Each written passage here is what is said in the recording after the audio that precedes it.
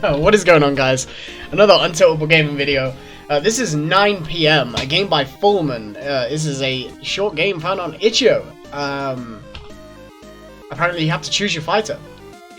So it's survive or don't was the little tagline I saw underneath it. So yeah, the link to this game will be in the description below if you want to check it out.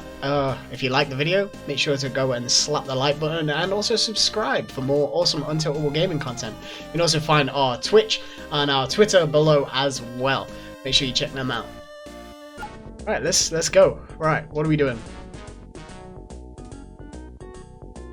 The music is a bop. Right, what are we doing? Oh, okay. Gary.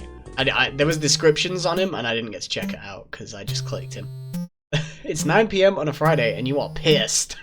You could have been at home watching bingo for about 30 minutes already, but you had to clean up after Steve, your good for nothing co-worker. Fucking Steve. Steve. Where the hell is he anyway? He probably just made a mess and left like he always does. God damn it, Steve. Right. Next. As you walk back to your office, the lab is empty and quiet, but not usually so. You pull out your ancient Walkman, just about to turn it on as you hear a low growling sound. For anyone who doesn't know, a Walkman is a little CD player that you used to get, and you'd put CDs in it, and then you could put it in your pocket and put headphones in, and you just have a whole ass CD player in your pocket. It was really small though. It was really good, but obviously if you you couldn't use it on a run or anything. This ain't like your AirPods you have in your ear, you can run with them, but how do they stay in? No, nothing like that. It was shit, but it was great. A stray or something found its way into the building? Maybe you should go look. Okay. Or maybe it was nothing. You didn't hear anything right now, and honestly, you really want to be done for today. Go to your office. Your shift is over. Even if it wasn't your imagination, it's not your problem anymore. You're tired, and you don't get paid for overtime. As you put your supplies away, you hear the growling again, louder this time, very loud actually. It could be a raccoon that found its way into the lab somehow, but by the sounds of it, it would have to be a really big and aggressive raccoon. And one with a weirdly deep voice. It's demons. Okay, it's probably not a raccoon at all. Screw it, leave. Just leave the lab. No reason to fight with whatever not raccoon thing that is. You're just gonna head home and watch bingo. You close the supply closet and head down the hallway towards the elevator. As you press the button to go down though, nothing happens. They don't light up and there's no number indicating which floor it is. Not even the quiet rumbling of the elevator signaling it moving can be heard. Weird. What is even weirder is the small noise coming from inside the thing. It sounds like scratching. You're not easily frightened, but you must admit there's been a lot of, let's say, unusual noises in the lab today. You stare at the closed doors of the elevator, unsure. The scratching quietens down a little. Suddenly the button you press lights up and you hear the elevator moving down towards your floor. I mean, we're already in the elevator, right? Let's take the stairs. Let's take the stairs. Stairs it is. Probably safer this way. Who knows what's going on with that elevator? As you descend the stairs, you can hear noises coming from below. Far too much noises for a lab that's supposedly closed at this hour. You, and maybe Steve, God knows where he went, should be the only ones in the building right now. Steve is dead. What exactly is happening down there? Look at his face. He's like, oh my god.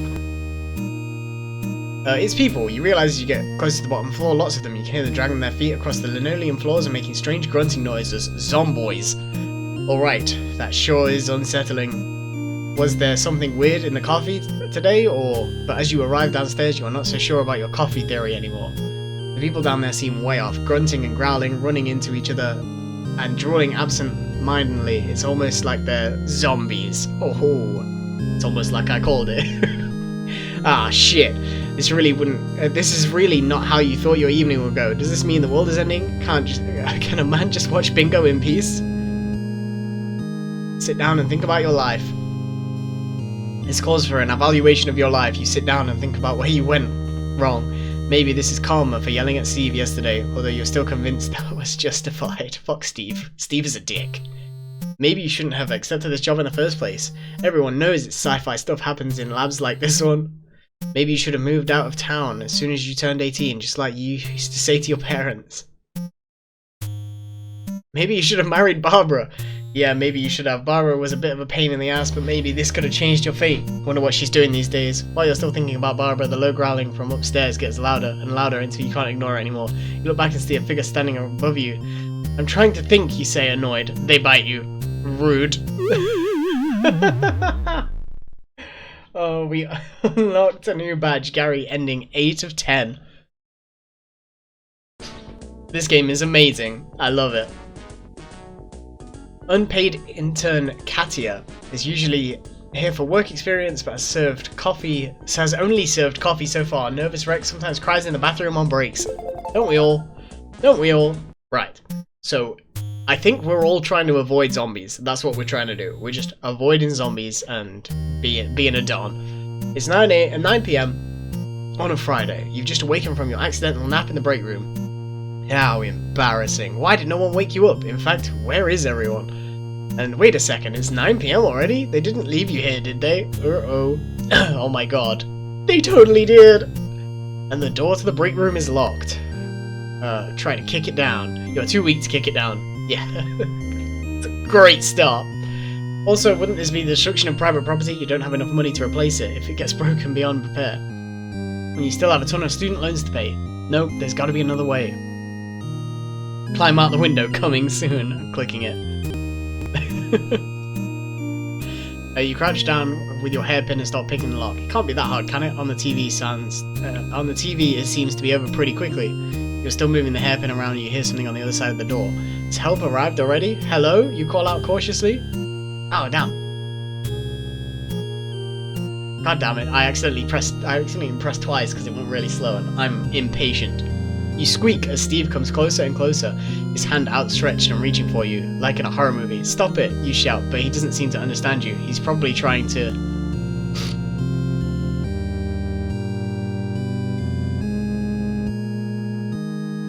eat you. Throw a chair at him.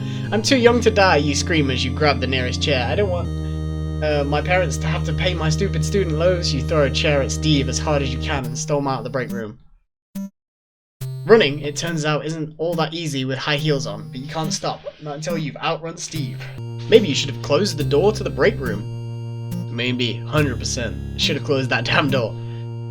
You turn a corner and almost run into the wall. It's the end of the hallway. You cast a nervous glance back, but it doesn't seem like Steve is following you anymore. Still, you can't just turn and go back, can you? Ugh, what a mess. Should have never started working here. This whole lab is bad news.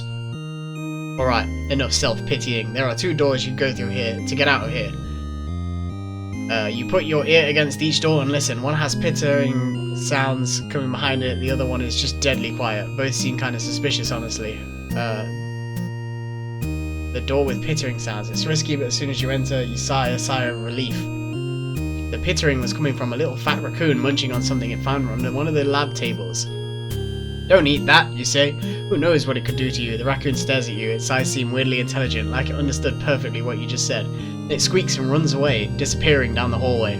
Strange little critter. It's a smart raccoon. It's Rocket Raccoon. Suddenly, you hear a long, low growling noise. Wait a minute, you know that voice. Is that... It's her supervisor.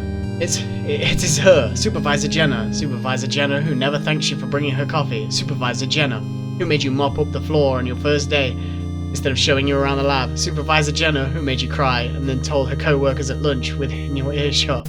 Supervisor Jenna. Zombified. Looks like karma's finally caught up to her. You know you have to escape her, but the temptation is strong now that she can't fight you. Should you tell her a few choice words? Nah. Stay strong. Escape. You have to stay strong and alive, even though you have a whole lot to say to Supervisor Jenna. You turn and book it out of the next door.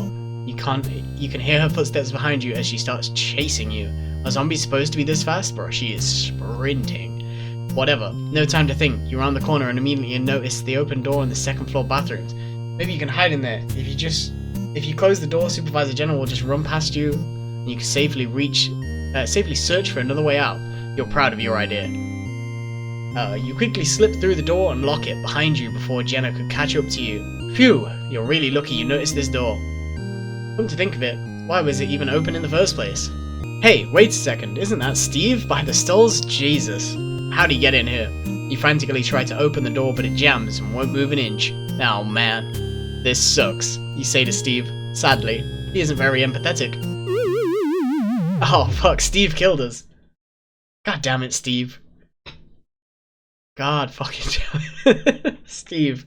Steve killed us. Oh, there we go. Thank you for playing 9 p.m. So there's currently 14 endings. I think there's 10 for the first character, and 4 for Katia.